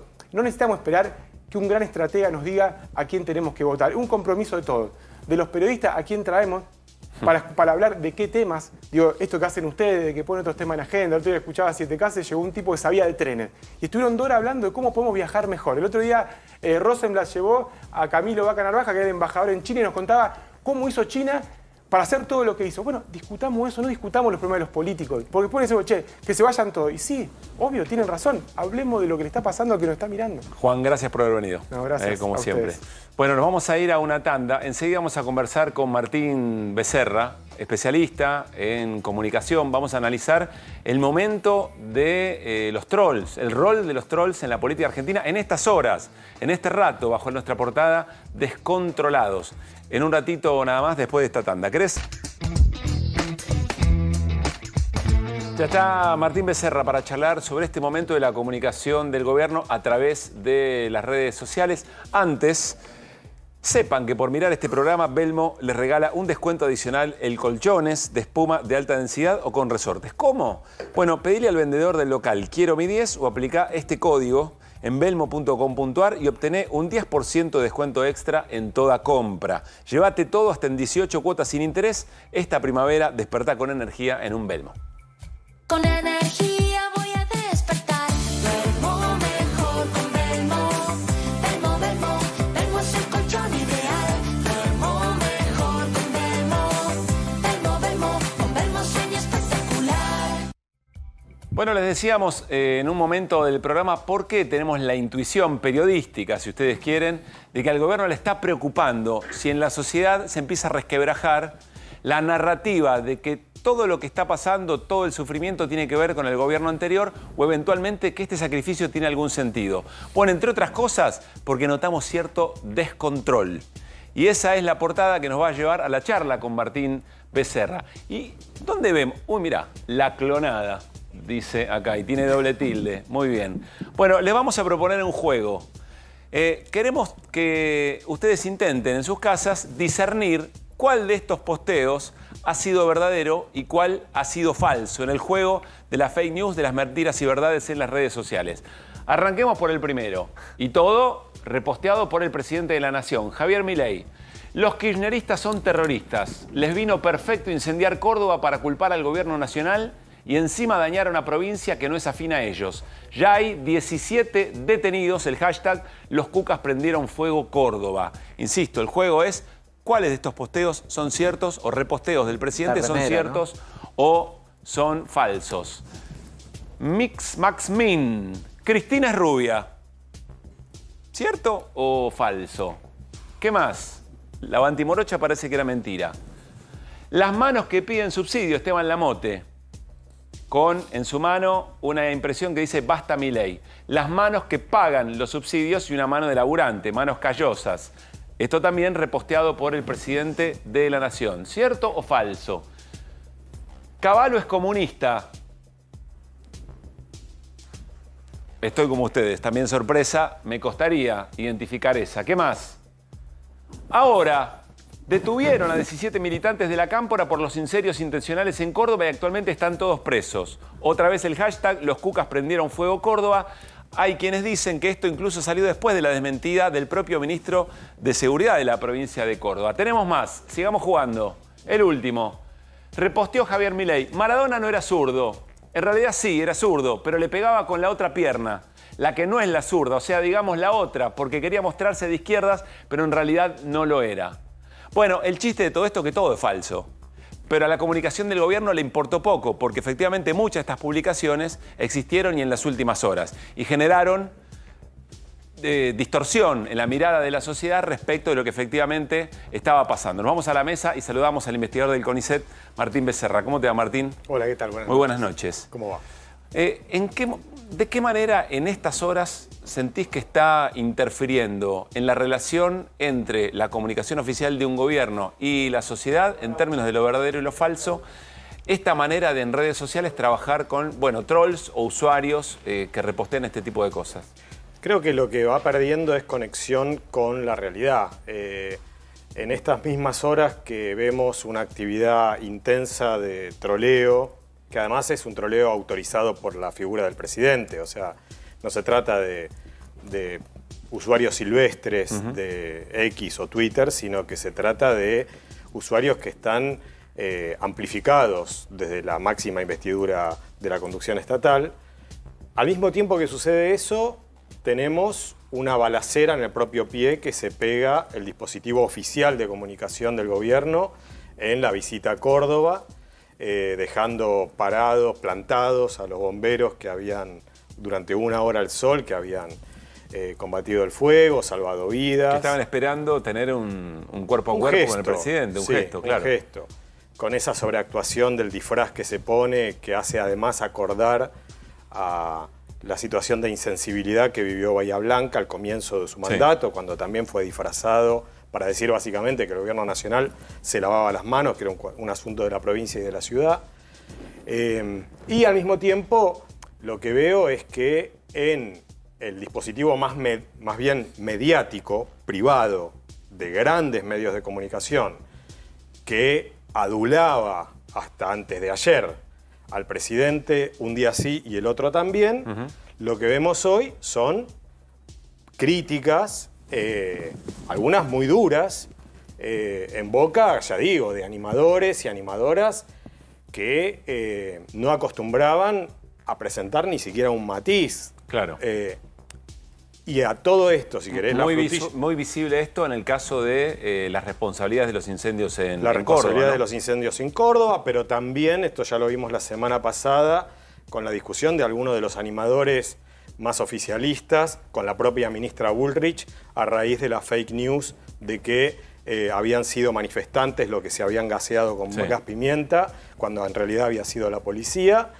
Y si querés, la frutilla del postre para mí la representa esta foto hoy de Susana Jiménez y el presidente desde el balcón de la Casa Rosada, cuando se difundieron las cifras de pobreza e indigencia, que es una foto de eso, de insensibilidad, de fragilidad, digamos, de una comunicación que se suponía más sólida y mejor elaborada. Acá la pregunta, Martín, difícil saberlo, te pregunto tu análisis, si algo se quebró en la eficacia de esa comunicación, porque evidentemente si el gobierno vuelve a eso y lo intensifica, aún a riesgo de quedar prácticamente en ridículo o desmentidos por voces que antes no tenían ningún matiz, o significa que hay, no sé, una sensación de pérdida de contacto que vuelven a eso que alguna vez le funcionó.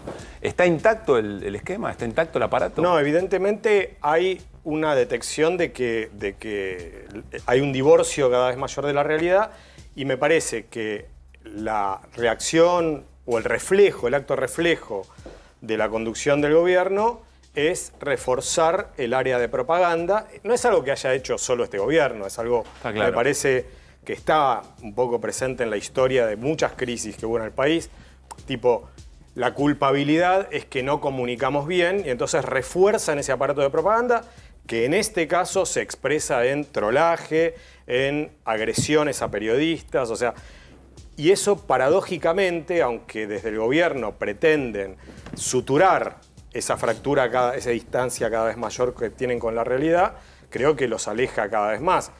La frivolidad de las fotos hoy con Susana Jiménez me parece que es muy representativa, junto con esto de visitar Córdoba y molestar incluso a sus aliados políticos, Bueno, parte de lo que ustedes hablaban antes en la entrevista con Monteverde, ¿verdad?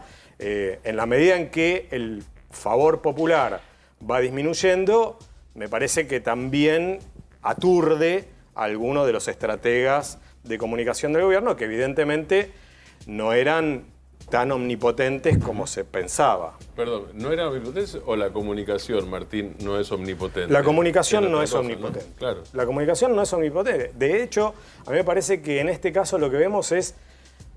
Ahí hay una discusión viejísima, Sí, pero sí, obvio. es la comunicación como reflejo. Es decir, todos los episodios que rodearon el sobrevuelo de Milei en Córdoba y lo de hoy con Susana Jiménez, para mí abonan la idea de que la comunicación y la fragilidad del dispositivo de comunicación es un reflejo de esa debilidad política relativa que hoy tiene el gobierno con relación a hace 3 meses. Claro.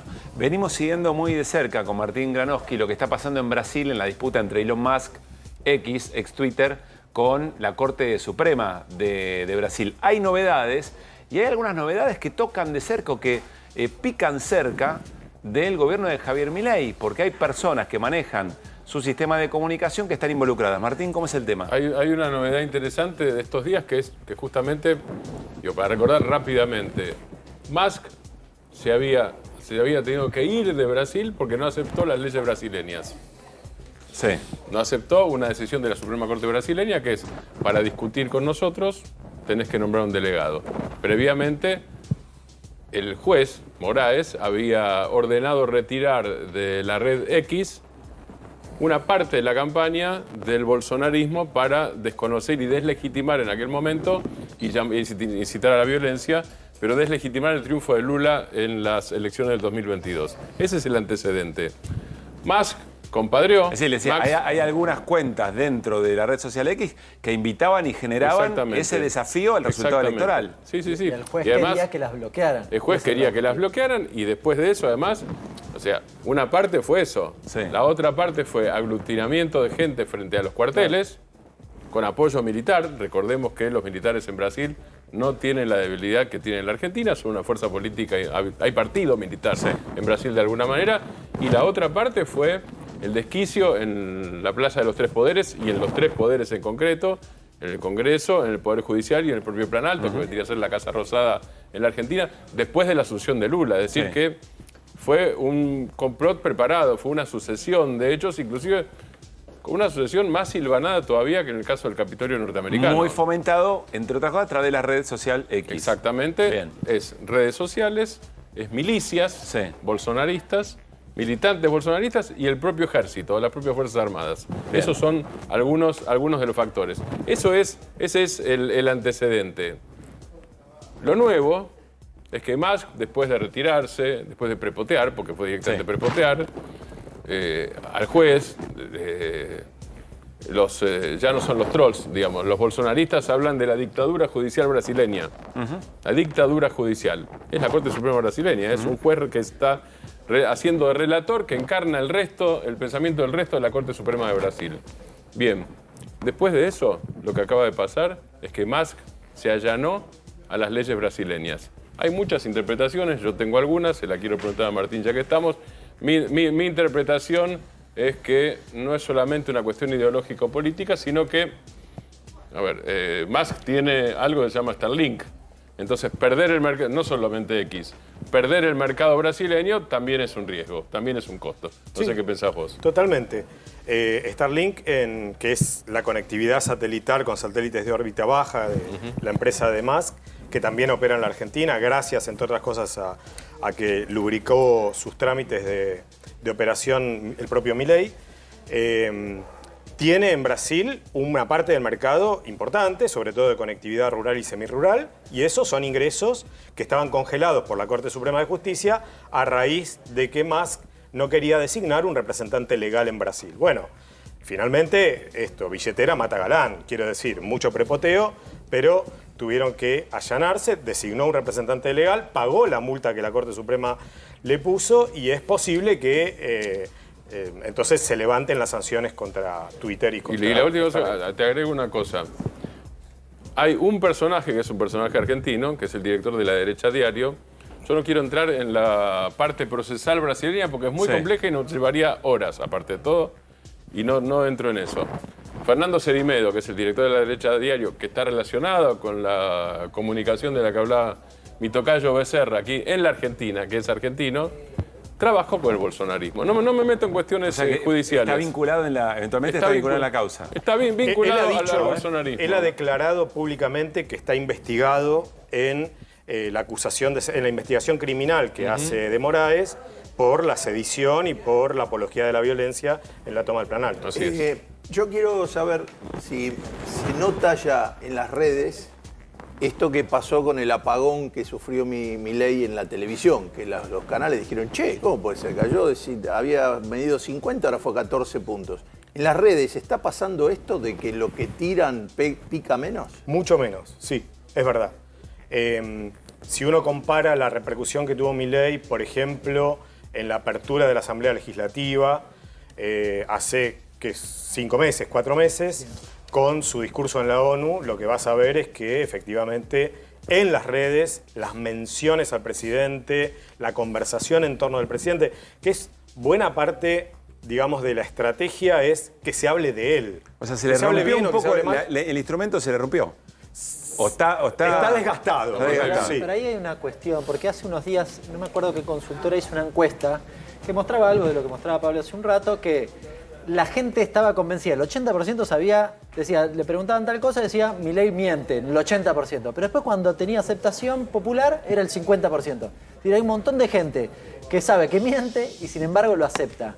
¿Cómo se entiende esa lógica? Bueno, se entiende porque la historia reciente argentina ha generado heridos por todos los buines y en buena medida existe un hartazgo de la sociedad, como ustedes hablaban antes en la entrevista con Monteverde, respecto de todo el sistema político y una asignación de responsabilidades a las fuerzas políticas que hoy son oposición, y eso no ha cambiado de manera sustantiva. O sea, la discusión de la casta caló. Quiero decir, Milei capitalizó eso y es difícil que en 9 meses lo pierda todo, aunque va perdiendo porciones considerables, y creo que eso explica también tanto los fondos reservados a la CIDE, el recorte de la ley de acceso a la información pública, las agresiones concretas y constantes a periodistas, sobre todo mujeres. O sea, me parece que hay un combo que da cuentas de la reacción que tiene el gobierno frente a la pérdida de variables centrales con las que dominaba la comunicación y la conversación pública. Da la sensación, Martín, que es una noticia en desarrollo. Hay preguntas. Bueno, si ese instrumento se rompe, ¿quién lo reemplaza o qué lo reemplaza? ¿O hay oportunidad de retomar otro tipo de comunicación? Lo vamos a seguir conversando. Si tenés la diferencia de acompañarnos alguna otra vez. ¿Cómo no? Y ver cuáles son las próximas escenas. Gracias por estar acá. Gracias a ustedes. Bueno, nos vamos a ir. Mario Lugones va a ser el reemplazante de Mario Russo en el Ministerio de Salud. Les contábamos, renunció Russo al Ministerio de Salud, alega razones personales, no hay todavía mayor definición si tiene que ver con alguna desaveniencia en términos de la política pública. Lugones va a ser efectivamente su reemplazante. Mañana veremos qué es lo que dice el gobierno respecto a este tema. Es un área, por supuesto, muy, pero muy sensible. Nos vamos, gracias a todo el equipo. Mañana a las 9 de la noche haremos un QR de viernes y nos vamos con las voces del día. Como siempre, quédense, porque viene Babi Checopar para hacer Basta Babi. Chau. Nada hace pensar, según lo que me dijo el fiscal general, con quien hablo todos los días, el fiscal general de la provincia, que haya una conexidad entre los distintos detenidos.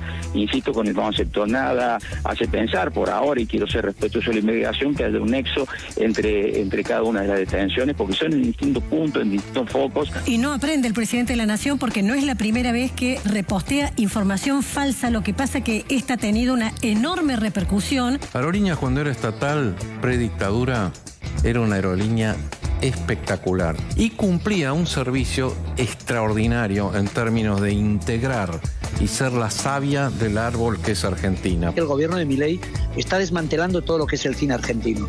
Por eso la industria internacional ya empezó en Cannes manifestándose, y ahora en San Sebastián nos manifestamos con un gobierno que está quitando el contenido al Inca, que está acabando con el Festival de Mar de Plata. No nos manifestamos contra un gobierno que está desmantelando una cinematografía nacional. Milei le habla a personas, le habla a individuos, le habla a intereses, le habla a grupos poderosos. Cuando la economía crecía al 8-9% anual, 2003-2011, cuando la economía crecía y los empresarios tenían expectativas de tener aumentos en sus ganancias y necesitaban contratar más trabajadores, con esta misma legislación el empleo registrado creció casi un 80%. Por isso, fica aqui a convocação para todos os aeronautas brasileiros para se unirem nessa luta, apoiando nossos colegas argentinos e manifestando repúdio a qualquer tentativa de minar um direito constitucional. Lamentablemente, los traidores, diputadas y diputados fueron los que traicionaron a los derechos de los laburantes. Y bueno, ojalá que se hagan responsables cuando devuelvan los despidos, cuando se precariza el laburo, cuando la indemnización la tenga que pagar el laburante. Y bueno,